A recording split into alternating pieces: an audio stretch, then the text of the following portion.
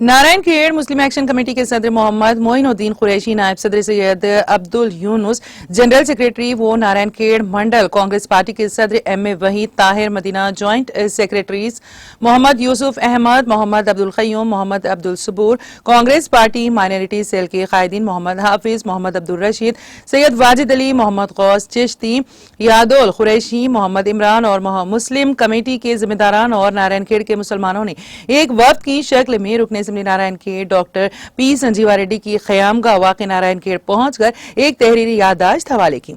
یادداشت میں بتایا گیا ہے کہ نارائن کھیڑ میں موجود 3 ایکڑ وقف اراضی مسلمانوں کے قبرستان کے لیے دیا جائے، عیدگاہ کی تعمیر کے لیے سروے نمبر 5 میں 5 ایکڑ اراضی دیا جائے، مسلم شادی خانہ مسلمانوں کے حوالے کیا جائے تاکہ وہ اپنی لڑکیوں و لڑکوں کے شادی و ولیمہ تقریب کر سکیں۔ نارائن کھیڑ میں موجود اردو روشنی اسکول میں مخلوعہ اساتذہ اور سپریئر کی جائیدادوں کے علاوہ حلقہ اسمبلی نارائن کھیڑ مستقیر سمیت نارائن کھیڑ سے متصل موازیات میں موجودہ مخلوعہ تمام اردو اساتذہ کی جائیدادوں کو پر کیا جائے۔ مستقل نارائن کھیڑ میں موجود مسلم غریب چھوٹے کاروبار کرنے والوں کو مائنارٹی فائنانس کارپوریشن کے ذریعے قرضے دیے جائیں۔ مسلم مائنارٹی بھون کی تعمیر کے لیے اراضی دیتے ہوئے مسلم بھون تعمیر کروانے کی اپیل کی گئی۔ نارائن کھیڑ میں موجود